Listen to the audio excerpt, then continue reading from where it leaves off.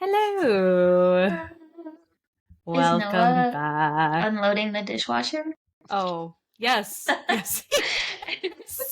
Let me just roll and close the door. How funny. Our doors, which are also noisy. Sorry about that. I'm Olivia. And I'm Amy. And this is Girls Gone Gone Spooky. Okay, well, we were just debating, well, not debating because we agree on how to say the word that is spelled Caramel. And we both say the caramel. And we know it's wrong, but we're not going to stop. So, No. If you disagree, we don't care. No. I was going to say let us know, but no, don't want to hear about really it. Care. Yeah. I have a cohabitant here who likes to point it out enough, so it's really fine. Yeah. Caramel. He's like, you mean caramel? And I'm like, okay, No. phonetics. Okay, Yeah. phonetics, boy. Okay. Yeah, but interesting. The reason it came up is because we were talking about all those cute little like Instagram infographics from Halloween and year round that are like Halloween candy, cheese and wine pairings or cookie and cheese pairings. So I have for you all horror movie wine pairings. So I'm going to read a few off because I think they're very fun. And since we're riding the coattails of Halloween, spooky season never ends. So the first one is the classic Halloween with our favorite Michael Myers. He is a force of nature, brutal, relentless, impossible to escape. So what wine pairs with a killer like that? A bold, dark Chilean Carmenere. I don't know if I'm saying that right because I've literally never heard of that varietal before. No, neither. That's so specific. And also sounds a little like caramel. Yeah, it does. You probably have a nice Werther's on the side with that wine. Yeah, exactly. I'm going to text you the name of it right now with all the accents, and you tell me in Spanish how you would say that. Okay, hopefully I know. Carmenere. That sounds like almost Italian. That accent is going a different way than what Spanish would normally be. Yeah. So maybe it's in a different Carmenere. Or maybe it's Carmenere. I know, but that sounds Italian. Yeah. I know, but then it looks Carmenere with that accent. That's a French accent. So maybe it's a French wine. Anyway, we're going way too deep on these. I was going to be real quick. So moving right along, a Carmenere.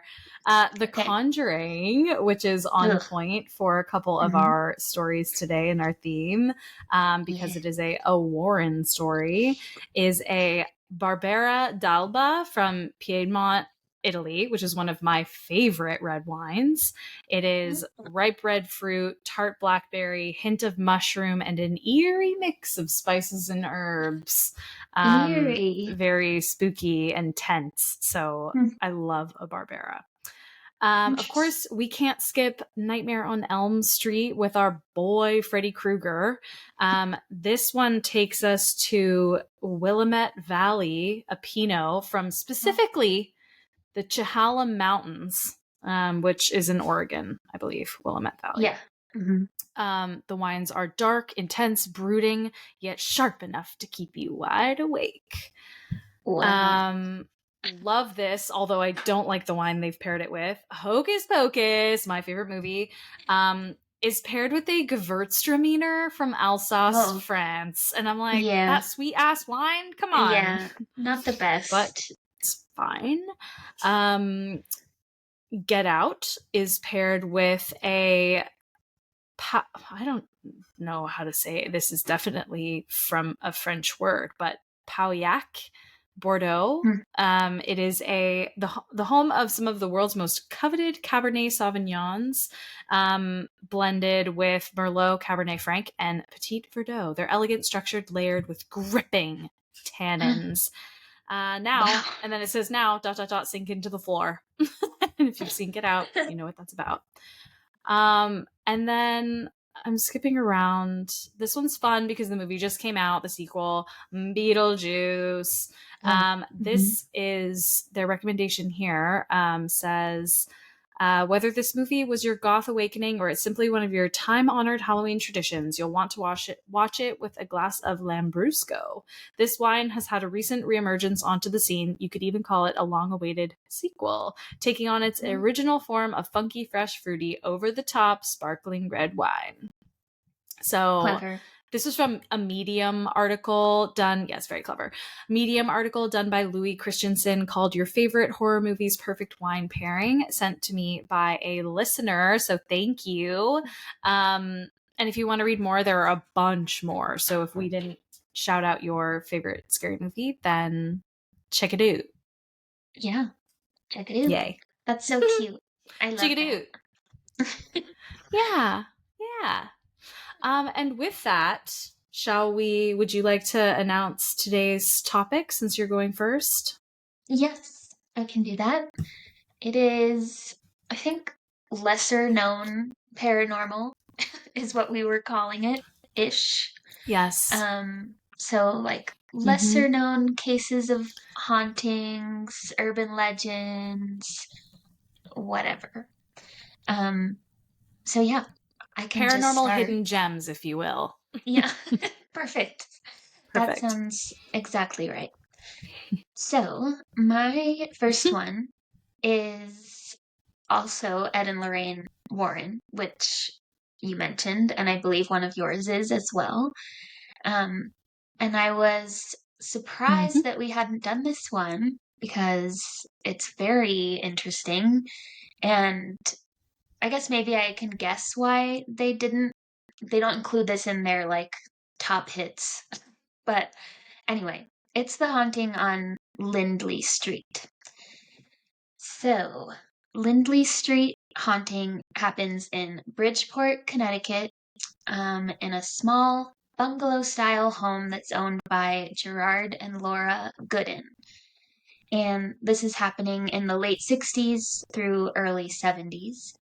And the Gooden family report that they are seeing their furniture moving, the windows of the house break for no apparent reason, they see objects levitating, and their cat at one point is talking. So that's something really strange. That's some teenage witch shit. Right. That's a bit far. So their situation continues to grow in intensity to the point where they get police and firefighters involved. And then once they're involved, so are reporters, priests, and paranormal investigators, including Ed and Lorraine Warren. And all of that attention also draws like thousands of people over the years coming to the house just to try to catch a glimpse, like even from the outside, of things that are happening inside. So, the author of this article I used thinks that this case gained so much attention and was so compelling to people because of the high number of reputedly reliable witnesses who reported experiencing these activities firsthand. So, beyond the Goodens and their friends, there were more than 24 firefighters, police officers, and other investigators on the scene who saw all sorts of bizarre happenings, including couches and chairs spontaneously moving across the floor, tables and a refrigerator levitating, which is crazy. Oh, God. Paintings and crucifixes falling off the walls, and even knives flying through the air. There were also a lot of audio phenomena going on. There was inexplicable knocking, which is standard fare for this sort of story. And demonic. Yep.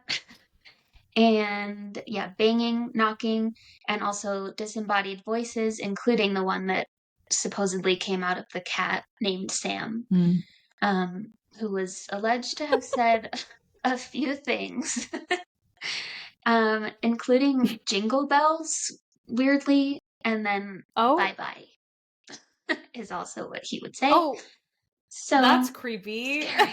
Yeah, it sure is. And they also said that the decorative swans that they had in the front yard also made like unearthly weird sounds at one point. So a lot going on. Ew! Like garden decor? Yeah. Demonic garden decor. That's horrid. That's a first for us, I think. I don't remember any other lawn absolutely. lawn decor. Yeah. So something new after all these years. Yeah, spice it up. Yeah, exactly. So also in typical fashion, the majority of the weird activity seemed to be centered around the Goodins' 10-year-old adopted daughter, Marcia. And although a lot was centered around her, not everything was. Like, a lot of things happened while she was out of the house or in a different room.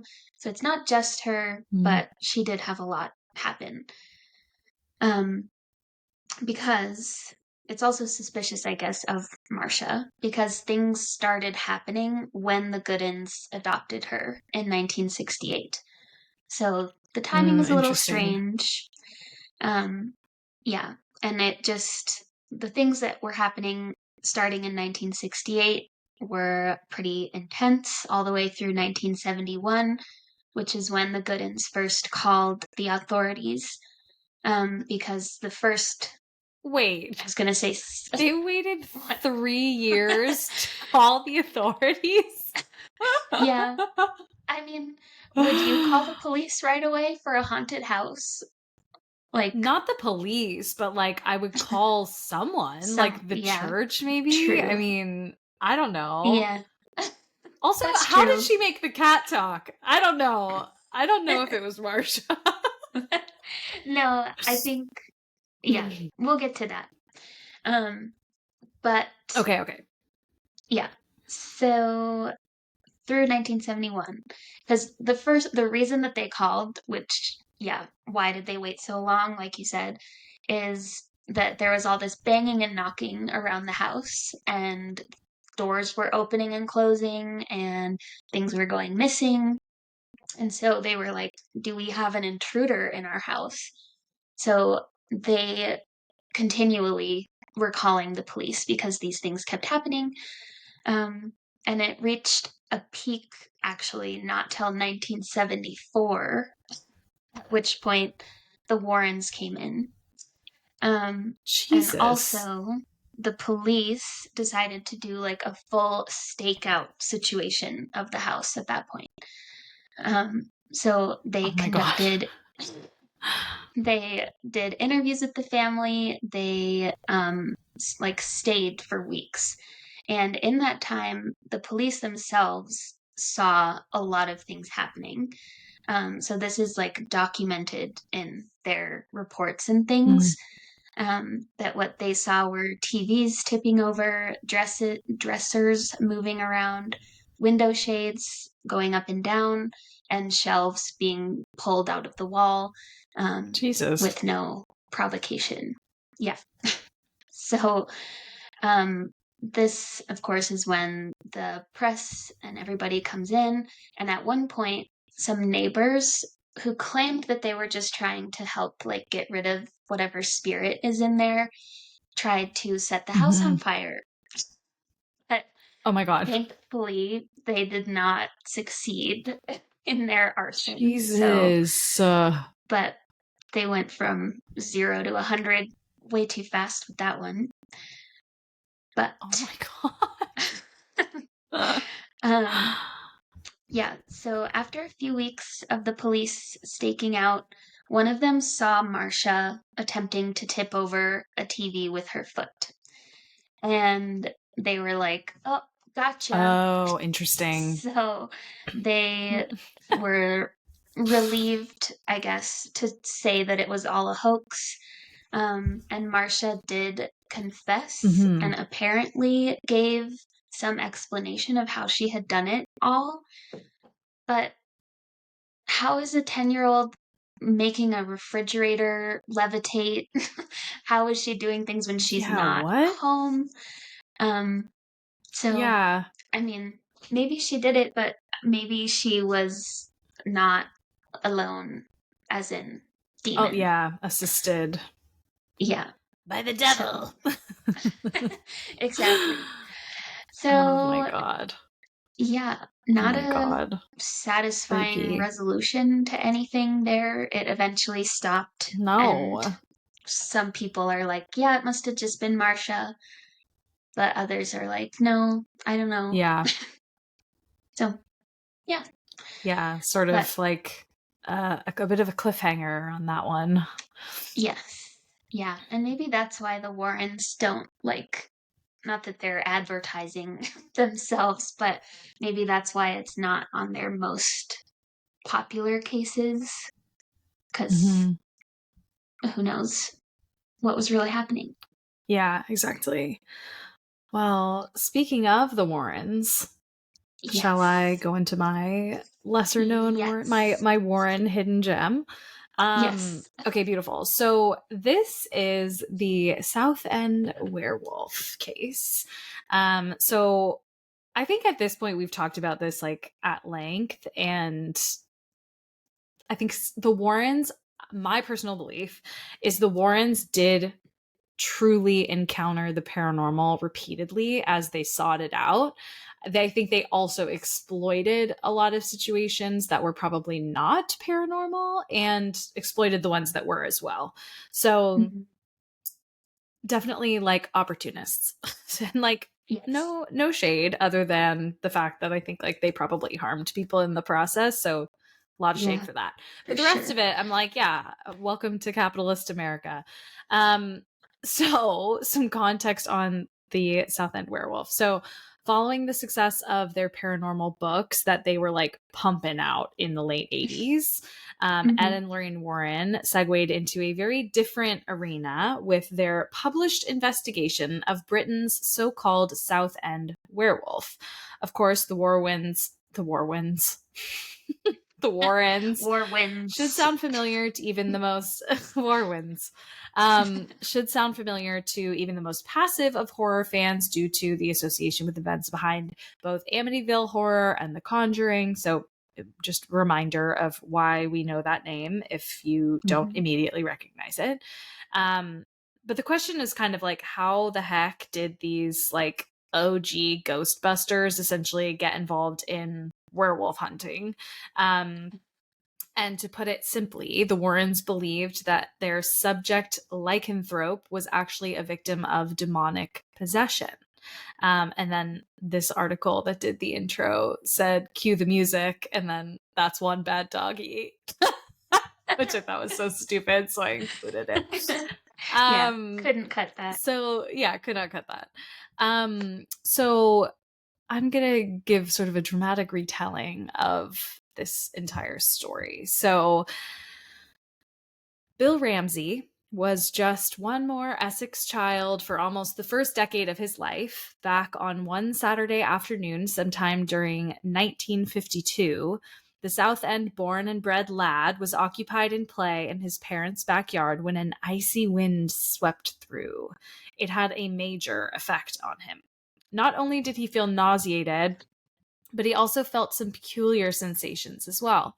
Perspiration froze on his very skin, and a foul stench swept all over him. Two things stuck in his mind, though. One was an overwhelming temptation to head towards the closest beach boarding a ship. The other was more primal and in some ways easier to digest: wolves.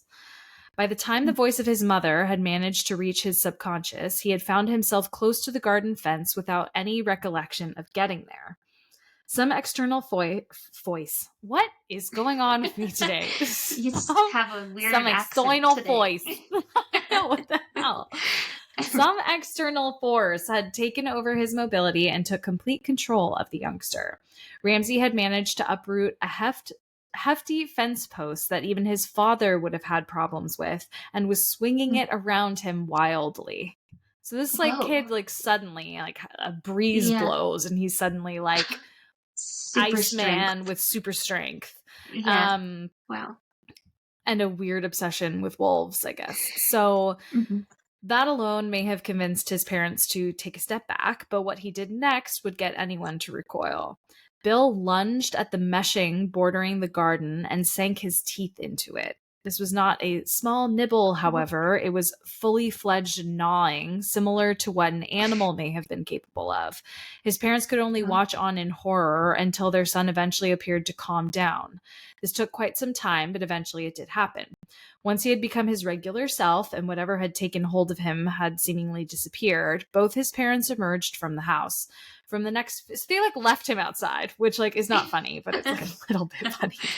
What They were else can you do? Okay, that's enough, Bill. Uh-huh. Yeah, I guess so. So for the next 15 years, nothing more happened of any note. It likely goes without saying that precautions and examinations will have been made and or taken place.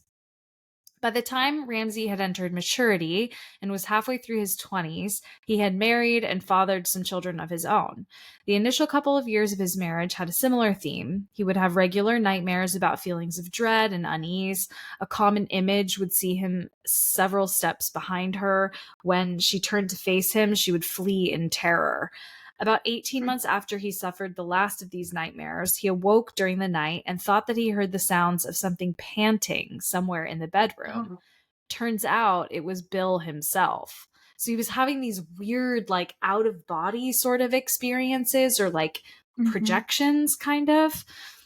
So for another 15 years, Bill Ramsey fell into obscurity. That would dramatically change as the 1980s rolled in. So during one evening, out socializing with friends in 1983, Bill began to feel the onset of the same senses that he had experienced decades before in his parents' garden.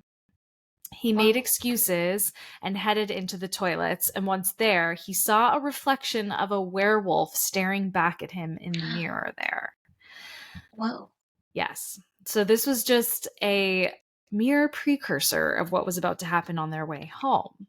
The taxi ride should have been uneventful, but at some point during the trip and without any prior warning, Bill's hands curled into claws and he bit the leg of his fellow passenger. The driver kept his cool, stopped the car in the middle of the street, and tried to haul Bill off. For several minutes, a struggle took place until whatever had taken control of him again vanished. So then they just kind of cut ahead. And I'm like, wait a minute, what happened? But anyway, it's fine. Christmas of that same year is approaching, and Ramsey starts feeling pains in his chest. So he obviously thinks okay, heart attack, cardiac arrest. So immediately checks himself into the local hospital. They tested his blood pressure, and during this exam and without any real warning, he sank his teeth into the arm of the nurse. So he's getting more and more violent. He then sprinted through the emergency room and wards, and those who witnessed this bizarre act believed that he was like a man possessed and ran with both shoulders hunched and fingers curled into talons. He bared his lips like a rabid animal, and as he moved, he was not prepared to stop for anyone. Anyone unfortunate enough to have been in his way was knocked over with quote-unquote superhuman strength. It took a team of orderlies to get him to stop, and eventually a police officer managed to snap handcuffs onto him, but even this threatened to be insufficient. They ended up having to use a tranquilizer to bring this whole episode to an end. So the next morning, all of the effects had worn off, and doctors were more receptive to this version of events from Bill, and it was decided that the best thing to do was to keep him for observation. However, he was a voluntary patient and there was no legal requirement for him to stay. So he left, which to me is what? He assaulted people. But I guess, I don't know. I guess that wasn't, they couldn't keep him on those grounds. Yeah. They probably would have had to press charges if they wanted him to stay. Yeah. So within 2 months, he was back. He had been spending time with his mother when he began to feel those same urges and senses again. And the nurse that attended Ramsey on this occasion occasion felt her life was at risk and left to find a doctor. He like went on a total rage rampage. 4 attending police officers overheard this commotion in the other room and managed to surround him. He was able to resist 4 officers for like a good amount of time, snarling, growling at them, and it took all 4 of them to eventually restrain him. Yeah, it's crazy. My God. Like, what? That And is... one of the officers in the process suffered wounds that required a multiple like day hospital stay. So he My was God. like really Wow. strong. Yeah. Like too How strong. is this happening? Yeah. So too strong. I know, it's so weird. So Ramsey was then given the chance to admit himself, because he's then at this point he's assaulted an officer, like he's about to have issues with the law, and so he was given the chance to admit himself into a mental care facility in order to undergo testing and treatment. He gave this like serious consideration but ended up rejecting it, and so he was released from custody because at this point he was like fully in control of his faculties, which I'm like, okay, still, he assaulted a police officer. It's like, right, today, kind of serious. Yeah, can't just pass that up. Another 3 years passes and he finds himself back again. This time, though, he's doing civic duty, having brought in a teenager for solicitation. And as soon as the car was parked, the passenger fled into the station, and Ramsey began to develop these urges again. So a policeman who's much bigger than Ramsey approaches him, takes a hold of his arm, and Ramsey just snaps. He lunges at the officer, throws him to the ground. This guy is like way, way, way bigger than him.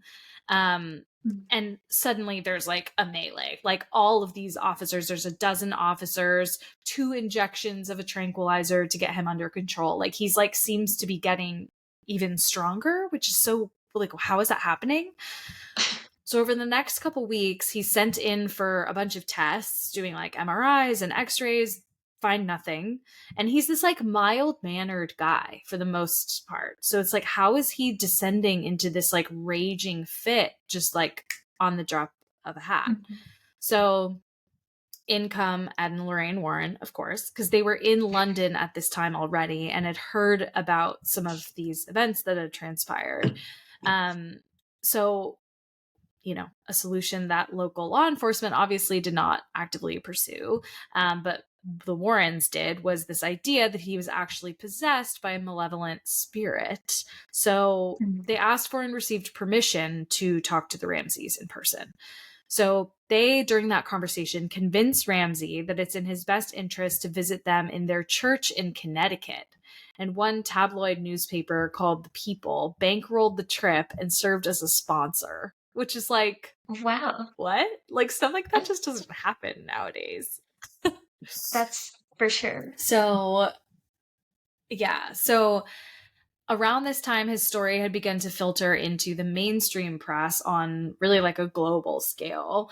And when Bill turned up to the church, the Warrens' own specialist, Bishop McKenna, performed an exorcism. The process was not something that immediately convinced Ramsey. It was performed using Latin and was about a half an hour, and nothing really happened. The first moment of drama, though, occurred when Bill contorted his face and clenched both hands into claw-like appendages. McKenna commanded that the spirit or demon leave the vessel of Ramsey for good, and the entire exorcism was recorded onto video. This is what's kind of weird. Ramsey, so this was in, let's see, I'm trying to get like the actual date on this one because they like give a date and then they're like a couple months later. So this was like the late 80s at this point, I guess. Ramsey made his last known public appearance in 1992. He appeared on the Fox TV show called Sightings, and he offered an update on his outbursts and revealed that immediately prior to his visit to the United States, his problems were increasing. But in the past few decades, there have been no reported rampages through the streets of Southend. So it's like, he basically was saying like things were getting really bad, and then I had this exorcism happen and I haven't had anything since. But it's like, so no one's reported anything about it. Yeah. But that's just it. There's like no more information about it. Wow. Which, I mean, he's getting older now. I mean, he was a child in the 50s, so there's that. But it's still like, what? You just disappear? You were literally claiming to be like a werewolf demon, and now you're just like nowhere to be found? Right. So that is really weird. That is the weird ass case of the Southend werewolf. Yeah. Wow. That's a very good bizarre. one. That's so strange. Mm-hmm. Wow. Well, I can tell I'm having internet issues again. So I know. Am I delayed? I know. Yes. Yes. Yeah. It's very, okay, very windy here, so it's probably that. But yeah. I'll just keep going. I literally did not hear a word you just said. So yeah, keep going. Okay. Okay. I was just saying it's really windy here, so maybe that's the culprit. But okay. Can you hear me now? Yes, perhaps. Because I'm still talking. Okay. Yes. Okay. I think it's delayed, but I can hear you. Okay. Well, now I will talk about the Goatman. So this is like not I don't know. I guess it's kind of like a werewolf. I was trying to think it was not really cohesive with the theme, but I think it is. Because it's a cryptid, you might be able to guess, half goat, half man. And imagine the Goatman. Yeah, exactly. And I had never heard of it, so I think that this fits with the lesser known sort of stories. But apparently it's very popular urban legend in the regions where he has been spotted. And there are two regions where he is seen the most, which is Maryland and Texas. So it's interesting because those do not border each other at all. So maybe there are two Goatmen. Yeah. Who knows? But that seems like a stretch, but let's go with it. Yeah. Yeah. Who knows? So we'll start with the one in Maryland. The first written down Goatman sighting was in 1957 when some people claimed to have seen a giant hairy monster, is the quote, out in the woods. And it wasn't until 1971 when things started picking up a little bit more, or at least was more documented, because there was an article written by Karen Hostler that included stories of the Goatman. And the intention of the article wasn't like spooky, let's talk about the Goatman. This writer is interested in the folklore of the region. So it was just like, hey, this also exists. So it wasn't like more historical, intending. Yeah. It wasn't intending to scare people. But turns out 2 weeks later, local family's puppy went missing, sadly. And a few days after that, they found the missing puppy near Fletchertown Road, and it had been decapitated. So. No! I knew you were going to say something terrible. I know. Because I think it doesn't say that in this article, but I think that my impression of that is that it wasn't like a wild animal attack. When they say decapitated, it was like more intentional than, torn up, which is a horrible way to put that, but I hate that. Yeah. So after that happened, Hostler, the author of that article, wrote another one, a follow-up with the headline, "Residents Fear Goatman Lives. Dog Found Decapitated in Old Bowie." And in this article, a group of teenagers came forward saying that they had heard strange noises on the night that the puppy went missing. And also other locals came forward reporting seeing an animal-like creature that walks on its hind legs along Fletchertown Road, which is where the puppy was found. Okay, I hate that this happened to the puppy, but at the same time, I'm like really proud of this community that rallied, even if it means they like made up a cryptid in order to explain this poor puppy's death. I know. He's like the town mascot. Little sweet baby. Yeah, R.I.P. Yeah, I know. So yeah, as this story is spreading, people are blaming the Goatman, and they're wondering what his origins might be. And so one of the popular stories says that there was a doctor working at the U.S. Department of Agricultural Research Center who was conducting experiments attempting to merge human and animal DNA. Like, why? But why? God. Yeah, I don't know. Particularly because he was trying, or according to this story, he was trying to merge goat DNA with human DNA. So why goats? I don't know. But that seems really random, but okay, guy. Yep. So they say that was the creation of the Goatman. And ever since, he's been out there rampaging. And people wanted to blame the Goatman also for a bunch of disappearances and murders that happened in 1962. And I should have looked this up because apparently 14 hikers were murdered that year in this region. And so I don't know if that's ever been solved. Because if it's not the Goatman, it's certainly a serial killer. So that's a little scary. 100%. That started with animals and worked his way up to human hikers. What the fuck? Yeah. I know. So I don't know. A lot at play here. But yeah. Moving on to a little bit more modern. I guess it's not that modern anymore. It was 1994, which is not 10 years ago, as it feels like it should be. No, it should 30 be. years ago.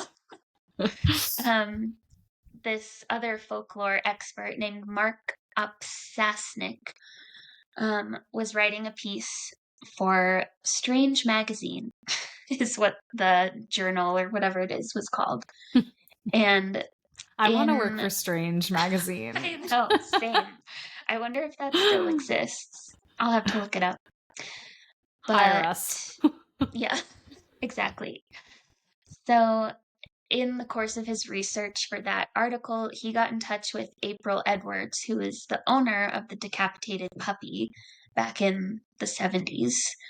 And she said, people came here and called it just folklore, and the papers made us out to be ignorant hillbillies who didn't know any better. But what I saw was real, and I know I'm not crazy. Whatever it was, I believe it killed my dog. So she is not the only person to claim having encountered or seen the Goatman.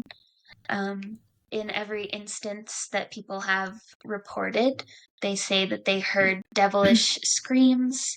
Some claim that they've found bones, knives, saws, and leftover food in the location or like around where they were hearing these things coming from. And others have claimed to have actually seen the Goatman near this specific bridge, which is called the Governor Bridge, but it's more commonly known as Crybaby Bridge. Well, here we are. It's a week later, and we're continuing a story. Yes. Yeah, I got cut off completely last week, so this is where I think we left off. At Crybaby Bridge. Hit me. So, yeah, you can hear the sounds if you're parked beneath this bridge, either of a baby crying or maybe it's a goat braying. So, when you hear that sound, then the Goatman will be upon you, and he'll leap onto your car, try to get inside, attack you, rip you out of your seat, blah, blah, blah. I hate just the phrase, the Goatman will be upon you. I know. Yeah. That's a pass for me. Yeah, same. I will not park under the Crybaby Bridge and try this out. So yeah, that was the Goatman in Maryland. And then to close it out, we have the Goatman in Texas. So this is the old Alton Bridge in Texas. Was built, let's see, 1855 or something like that. I lost my spot. Old. It's 1884. Okay. So it's called the Old Alton Bridge, but it's more commonly known as the Goatman's Bridge nowadays. And this is the legend. How it goes is not a half goat, half man situation like in Maryland, but this is potentially based on a perfectly normal Black man named Oscar Washburn, who made his living raising goats. And he was a fairly successful businessman, and he became really popular among the locals, so they started referring to him as the Goatman. And he adopted that name. And so one day he put up a sign on the Old Alton Bridge that read, "This way to the Goatman." And unfortunately, this made local KKK members upset. So they hated to see a Black man being successful. So in August 1938, KKK members got in a car, drove to the Old Alton Bridge, and turned off their headlights. From there, they walked to Washburn's home, and they dragged him out to the bridge, where they murdered him.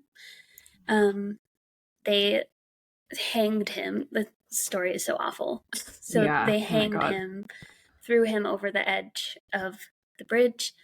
But the legend goes that when they looked over the edge to see if he had died, there was nothing there, and his body was never seen again. That's really weird. So, it's very weird. And honestly, those motherfuckers deserve to be haunted. Yeah, I hope I hope he haunts the shit out of them. For eternity. Yeah. Yeah, literally. Just forever and ever. Yeah. So, yeah. Now, they say that if you drive across the Goatman's Bridge at night with your headlights off, you will see Oscar the Goatman waiting for you on the other side. Some say that it looks like just a ghostly figure of a man who's herding some goats.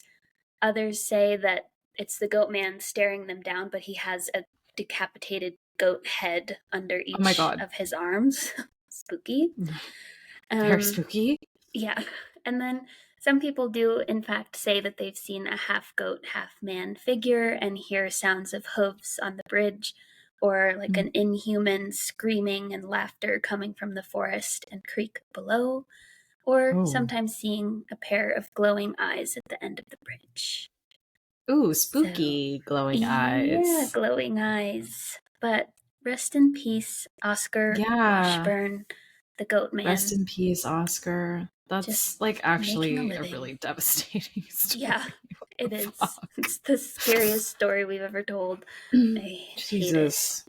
But well, good news. No more racial murder. We have religious murder. I made that joke last time, and I'm going to make it again. I love it. Because I think I'm clever. So you are.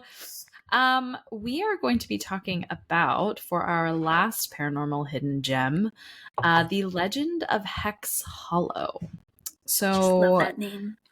I know, it's so good. Like a Disney movie or something. Yeah, it reminds me of Sleepy Hollow, of course, but like a hollow, just to live in a hollow. Yes. Is that like a valley? Like what even is that like topographically? Good question. I feel like it has to be a valley. Yeah, a valley, or like a break in the forest or something. Yeah. Oh, rather than that's a nice vibe. I don't know. That's spooky. I'll look it up. A break in the forest. Okay, yeah, look it up because I'm curious. So the actual true name for Hex Hollow is Rehmeyer's Hollow. And this is in Pennsylvania in York County. Hope everyone there is voting.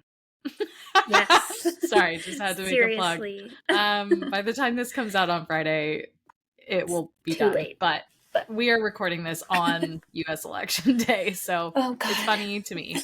Yes. It's not really funny, but you know what I mean. Anyway, trauma. It's okay. Yeah. So here is what happened on Thanksgiving of 1928, and a little bit of the time leading up to then. So the tragic tale begins with John Blymeyer. So I'm going to do a little note. The last names are confusing. Rehmeyer is our protagonist. John Blymeyer is our villain. Okay. Antagonist. So yes. He was born in York County. So we're talking about Blymeyer. He was born in York County in 1895. And at the time, this was an area of Pennsylvania steeped in the superstition and lore of the Pennsylvania Dutch folk, who are essentially German.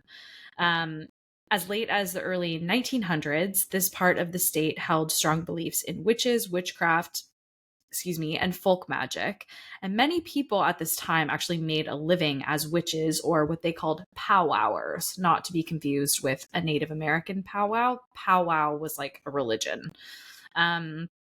They would cure illness through faith healing using magical powders, potions, and charms. It had a heavy Christ component as well. So like through the power of Christ kind of stuff.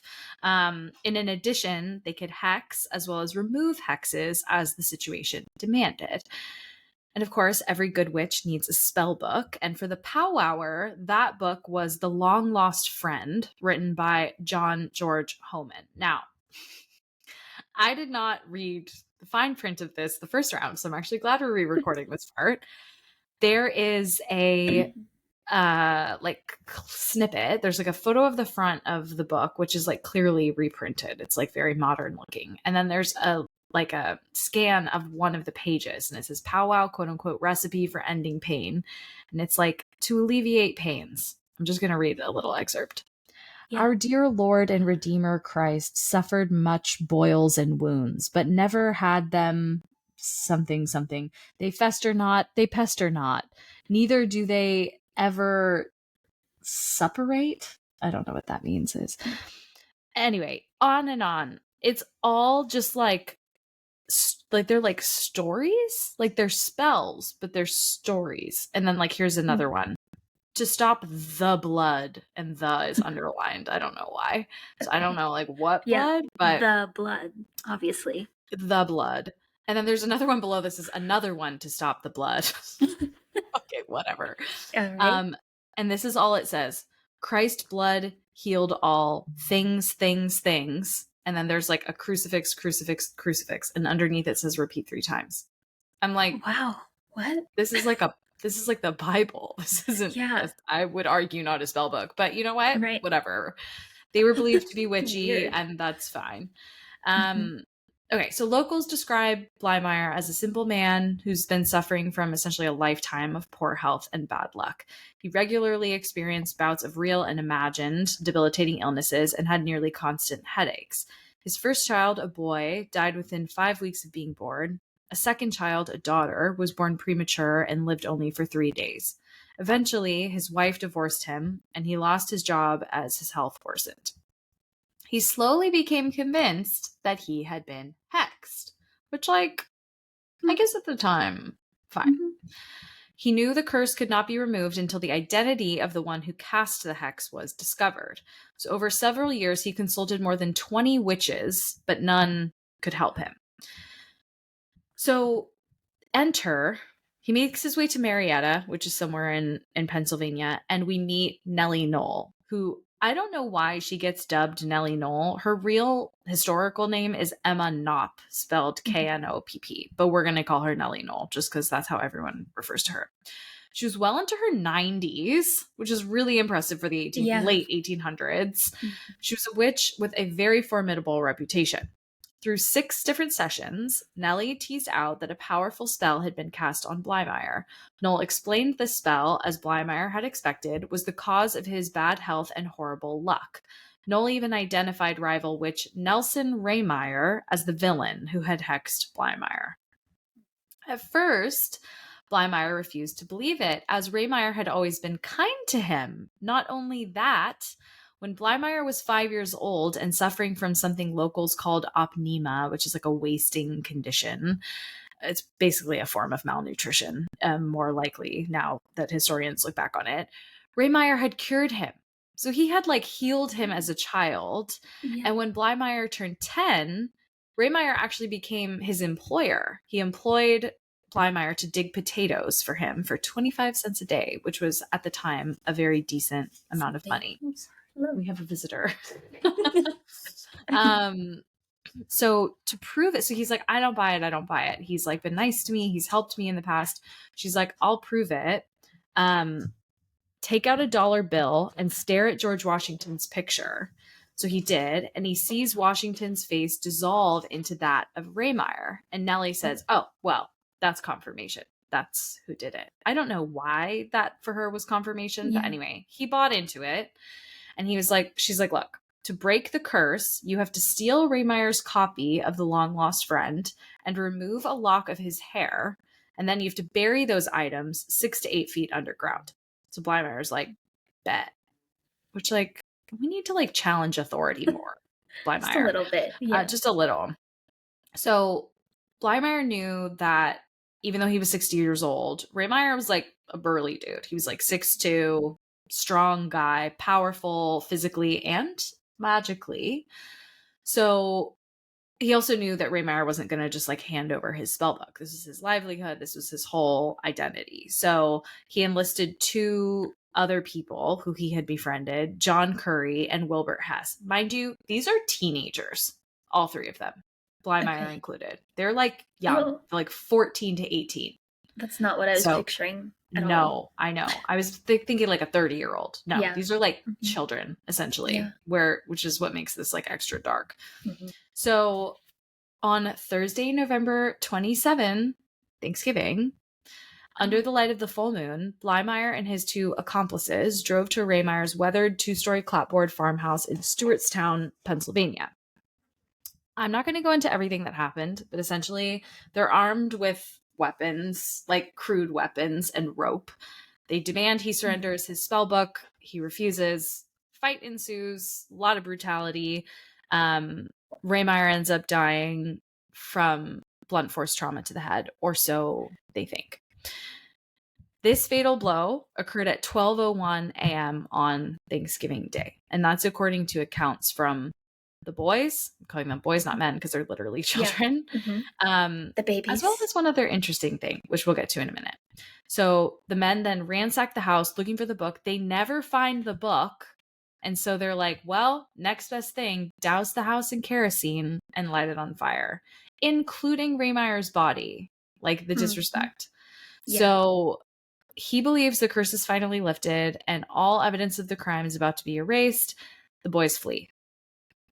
Weirdly enough, Rehmeyer's body and the wooden house did not burn. It just smoldered for a while. And locals believe that even in death, Rehmeyer's powwowing powers were strong. So his magic essentially protected him so that the boys could be brought to justice. His body was discovered the next day after concerned neighbors noticed that the animals on his farm were unfed. The murdering trio was soon apprehended and stood trial. They were found guilty, sentenced to life behind bars, then later paroled, and all 3 went on to live normal lives, which seems like really unjust. But here is the little spooky kicker. The 2-story house remains today in Hex Hollow, or Rehmeyer's Hollow, with its charred floorboards and a clock above the stove, frozen forever at 12:01, which is so spooky. I love that little detail. I know, me too. So to close this out, here's my theory. Blymeyer was a kid and easily influenced.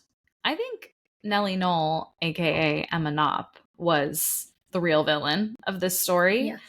I think she was mad that Rehmeyer was stealing her business because he was more powerful than she was. And she thought, oh, this will take care of him. Get rid of him. Maybe she didn't know how things would unfold, but maybe she did because she was a witch. So I stumbled upon, like, I had this thought and then I was like, I'm just going to look on Reddit really quick. And I came across this story from Flashy Emergency 702 in the paranormal subreddit called What the Fuck Did I Witness? And I think it corroborates my theory.